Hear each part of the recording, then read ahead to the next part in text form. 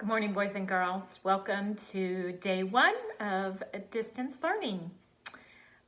Today's math lesson is 12-1, and it's called Estimating Length. And if you notice, Miss Black underlined the word estimating because that's the word that I really want you to think about today as you're measuring. Estimating is a math word. When we're reading, we use the word prediction. When you're predicting, you're making a guess about what that might happen next in a story. Well, when you're making a very good guess in math, we use the word estimate. And also with the word estimating, you're going to see this word a lot come up today in your math lesson. You're going to see this word about, because when you're estimating, you're not getting an exact answer. So today you will not be using a ruler. You will not be using any real measuring tool. You'll be using a paper clip, and you'll be this little paper clip right here that I put inside your math bag. And you're also going to be using this today. And the only thing that I could not put inside your bag, because, well, I don't have 19 of them, is a baseball bat. So let me explain to you about a baseball bat. Let's just kind of go backwards a little bit. The paper clip in the bag is about the size of an inch. But so is this distance right here, from this knuckle to this knuckle. That's also about an inch. Now in your math book, they say that your thumb is actually longer than an inch. So I always like to use this space right here. From this knuckle to this knuckle is about an inch. And then they say that, I'm trying to remember what they talk about with a foot. Oh yeah, so they talk about between your elbow and your tip of your fingers is about a foot. Now mine is longer than a foot because I'm an adult, but you're a child, and so that probably would be, a good estimate. However, Miss Black made this little goodie for you in your bag that is about a foot. It's a little bit smaller, but notice I have the lines going up and down this way. So it's a foot the tall way, not across the bottom. And then a yard, if you take your hands and you spread your hands apart like this, you can't see all of me, but that's about a yard. Now the object that they show you in the math book that's about a yard is a baseball bat. And a baseball bat is very familiar to kids, whether you've played it or whether you've seen a baseball game or have a friend, but a baseball bat is about what a yard is. So that's why this lesson today does with estimating, because you're not using the real tools. You'll be using your paper clip for the inch. You'll be using this piece of paper for a foot. And when you do a yard, if you've got a baseball bat, you're lucky. But if you don't, just use the distance from one hand to the other as a yard. All right, so first things first. On the very first page, they're going to ask you to go look around your house for things that are about an inch and things that are about a foot. So I want you to show you what I went and I found. So I found this little clip that holds, papers together. That's about an inch. And then I found the Post-it note. Probably this way is more like an inch. And then I found these other little Post-it notes. And if you look at it this way or this way, anyway, that's about an inch too. And then when I went looking around the house for things that are about a foot, I found this. That's about a foot. See? And then I found a recipe book. Yep. I don't think I've ever even opened it, and I don't think I've ever made anything from it. So one of these days, I'm gonna have fun. And then I found this picture frame. So see, from here to here, that's about a foot. And then, well, I can't show you what I found in my house for a yard, but I have this planter, and it goes from the top of the planter to the, to the bottom. That's about a yard. And then I have a little sitting chair that's about a yard high. And then I have like an end table, like that sits next to a couch. That's about a yard high. So anyway, those are my things that I went and I found around my house. Then the next part, when it asks you to measure things, there's a lot of things in the book that maybe like you would find in a schoolroom. Well, we're not in a schoolroom anymore. So for like example, they show a desk. Well, we don't have a desk at home. So I want you just to find something that's kind of like the same width as a desk is, because they want you to look this way instead of up and down. You'll see it when you look at your work paper today. There's a chart that they're going to want you to fill in. And when it says object whose length I know, I want you to use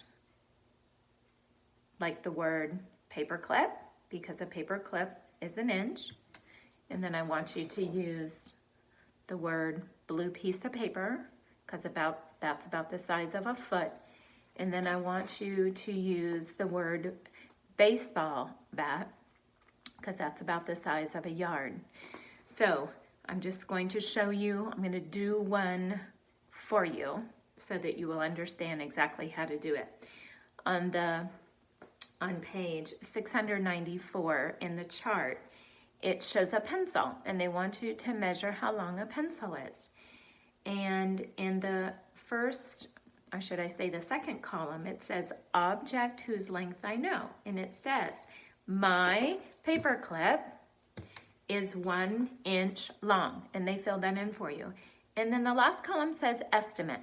They want you to estimate how long that pencil is.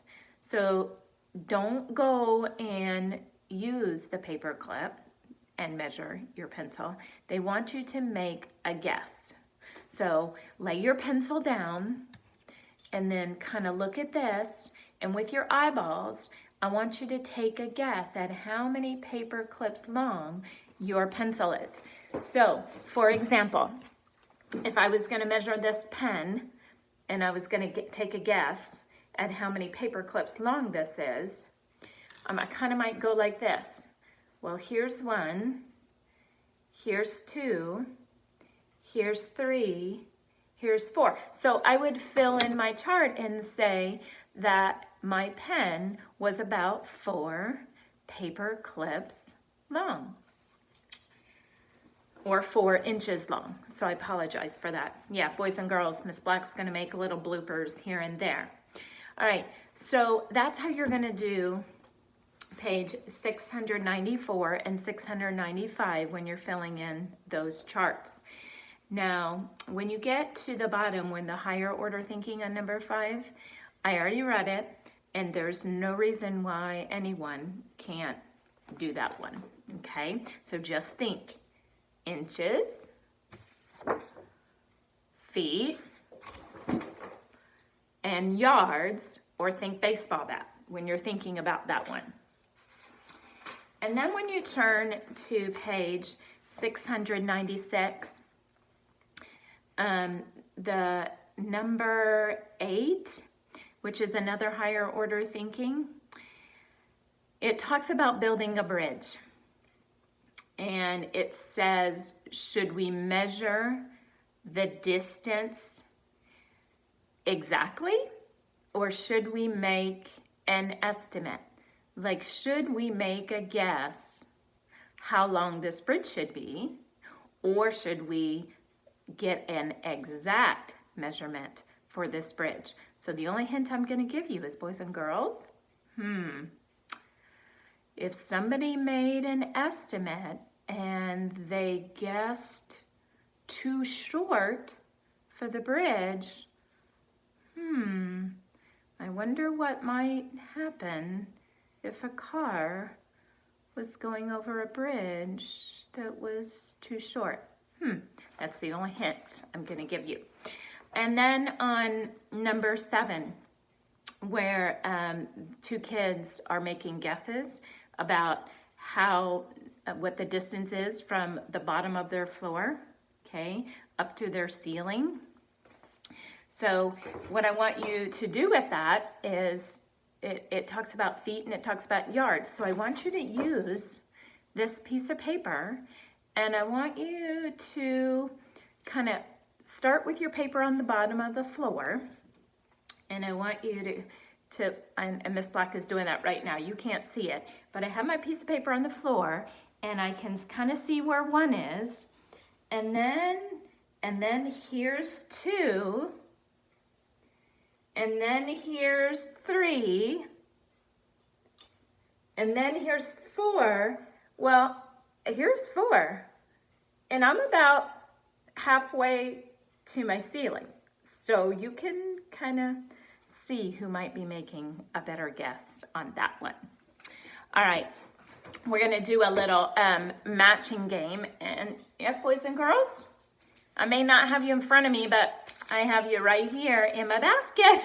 So what we're gonna do is, I have some things that I found in my house, and we're gonna match them. And we're gonna match them to whether you think the size of them is more like an inch, more like feet, or more like yards. So if I asked you to go, say, and go find me a shoebox, and I said to you, would you measure it using inches?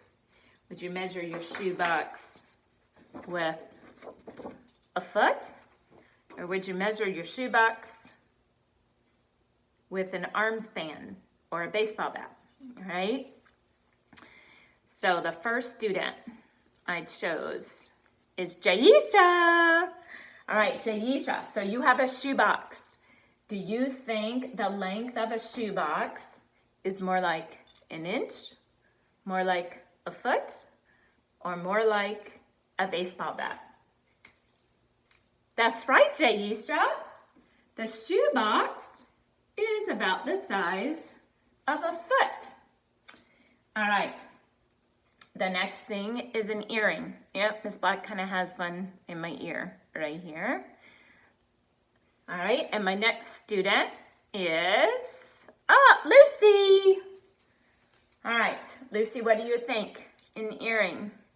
You think I would measure that in inches? You think I'd measure that in feet? Or do you think I'd measure that in yards? That's right, Lucy. Inches. Earrings aren't that very big. The next one is a key. All right, and my student is Trenton. Trenton, what do you think about a key? That's right, Trenton. A key is an inch, because a key is not very big. All right, my next student, a bed.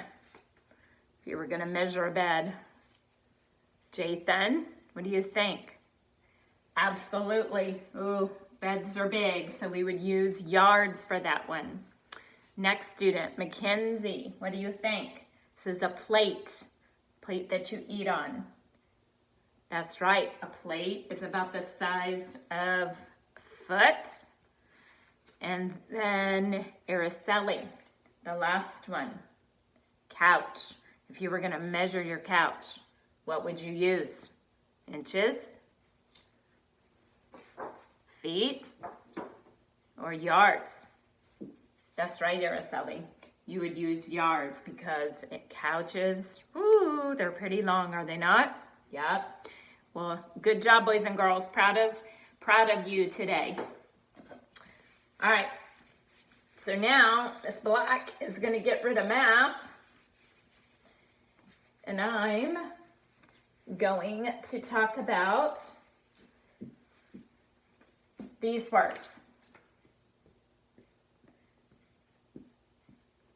I could call this my writing lesson because this word is called pronouns. Pronouns are words that we use when we write. And I'm going to read a story to you today that's all about pronouns. It's called The Planet Without Pronouns. Stanley Sharpleton was an amazing kid. First, he built his very own spaceship. Then he took it for a little spin. He zoomed past Jupiter and Saturn and Pluto. In fact, he kept right on rocketing until he reached a far-off purple planet called Crimular. Stanley slipped on his gravity-defying sneakers and hurried down the space ladder. He'd done it. He'd landed on planet Crimular, and he couldn't wait to explore. After walking a while, he reached a city. Aha! Just as he had suspected, there was life on Crimular, but something about this planet was very, very strange. Stanley just couldn't quite figure out what it was. Suddenly, Stanley felt a tap on his shoulder. He whirled around. "Greetings, Earthling," said a bright green creature with several arms. "Zik is named Zik. Tell Zik the name used to call the Earthling." Stanley told Zik his name. "Zik is glad to meet Stanley," said Zik. Stanley and Zik can be friends. And I'll just show you the picture because I know you're dying to see what these cool creatures look like. But I'm not going to show you every page, boys and girls, because we're kind of in a little time crunch. I'll show you some every now and then. "Zik will show Stanley around Crimular," said Zik. "Look, Zik sees a Grugalak." Stanley looked where Zik pointed and saw a strange and beautiful animal. "Shh," said Zik. "Stanley and Zik must not startle the Grugalak." Suddenly, Stanley knew what was strange about Crimular. Zik didn't use pronouns. In fact, there were no pronouns to be found on the entire planet. Stanley was happy to have met Zik. Without pronouns, though, it sure was going to be hard to communicate with his new friend. "Your planet is so amazing," said Stanley, "but you could describe it even better if you used pronouns. Would you like to learn more about them?" When Zik nodded enthusiastically, Stanley pulled a collapsible space blackboard from his back pocket. Pronouns are small words such as I, you, me, her, or them, explained Stanley. They are used in place of nouns to make sentences simpler. Think of them as shortcut words. For example, instead of saying Zik sees a Grugalak, you could say I see it.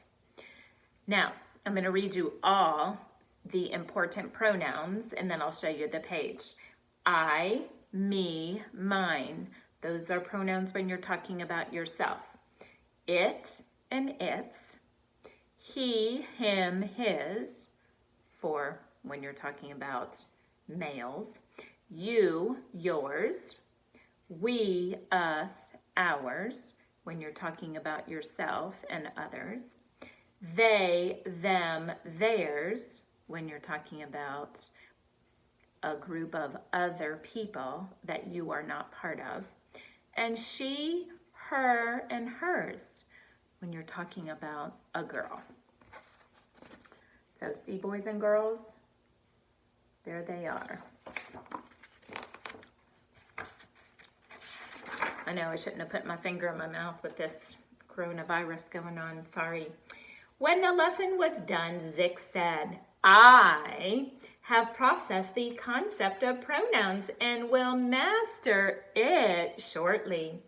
Boy, you learn quickly, replied Stanley. Not only do I have 6 hands, I also have 6 brains, remarked Zick. Now, let's tour the rest of the planet. Zick showed Stanley a huge volcano that spewed pink and green smoke and big bouncy balls with fancy patterns. Take a look at the volcano, said Zick. The volcano erupts every day. Correction. It erupts every day. I got so excited that I almost forgot to use pronouns. I thought that page was cute, so I thought you'd like to see it. Just then, it started to snow, even though the weather was very warm. Zick darted about, catching the snowflakes in his mouth. Zick loves snow. Correction. I love snow. Gee, pronouns do make things easier. Stanley caught a flake on his tongue. It tasted like watermelon. He caught another. It tasted like a hot dog. He caught another. It tasted like pizza. This one is the best, he said. Zick then replied, Stanley's favorite flavor is pizza, and so is Zick's. Correction. Your favorite flavor is pizza, and so is mine. I'm just having to show you all these because they're super cute. At last it was time for Stanley to return to Earth. Thanks for teaching me all about pronouns. They sure come in handy, said Zick. Thanks for showing me all around Crimular. It's really out of this world, exclaimed Stanley. Next, Stanley gave Zick a farewell gift. It was his latest invention, an intergalactic cell phone. This will help us keep in touch, he said. Wow, thanks, Stanley replied Zick. Correction. Thank you. I like it almost as much as I like pronouns. Back on Earth, Stanley got a call from Zick. Is it all right if my family and I come for a visit, he asked. Sure, you can play in our guest room, said Stanley. Perfect, responded Zick. Expect us Thursday. Me, my parents, and my 2,978 brothers and sisters. I told them all about pronouns and they each want a lesson. So boys and girls, you kind of heard me use some of those words, and those are pronouns. So that's what we're going to be talking about this week, is how we use pronouns. Now, let's fast forward, that's right, to the end of our day, and let's talk about a reading skill. So the reading skill that you're going to work on for a couple weeks is this one. It's called Compare and Contrast. Now, when you compare and contrast, compare means to tell how things are alike, and then to contrast means to tell how things are different. And I know when you were in first grade, you probably saw this lovely little thing, and that's called a Venn diagram, and it's used when you are comparing and contrasting things. So I'm going to pick 2 students, and I'm going to write their names, that's right, on this Venn diagram, and we're going to I'm going to compare and contrast them. So I chose Jet, and I chose Braden. So I'm going to put Jet over here, and I'm going to put Braden right here. So this side of this circle right here is just for Jet. And this side is just for Brayden. And then this one that they kind of, where it overlaps, we're going to talk about how they are alike. Now I'm going to start with alike just because as soon as I saw the names, I know. So I'm just going to write this. They both are boys. All right, now when I think about Jet, I'm going to think about things that I know about them. Like I know their hair color. Well, Jet has brown hair and Brayden's is more blonde. Okay, so you notice that these two things are kind of similar. They both have to do with their hair. I can't remember their eye color, so I'm going to skip that. Now, I do know this. I know that Jet is taller, and I know that Brayden is shorter. I know that. Jet's a pretty tall one. Well, let's just say they were standing in front of me. I know they wouldn't have identical shirts on. So I'm going to say that Jet had on a green shirt and Brayden, he had on a blue shirt. And then I'm going to look at their shoes. All right, and I'm going to say Jet had Velcro shoes and Brayden had shoes with laces. Now, they're both boys, all right? Well, I know they both have eyes. And they both have, now their eye, and I'm going to take that away because their eye color wouldn't be the same, though they do both have eyes. They both have arms. They both have legs. Both have ears. Okay, so this actually, boys and girls, could be very long and I don't have a lot of room.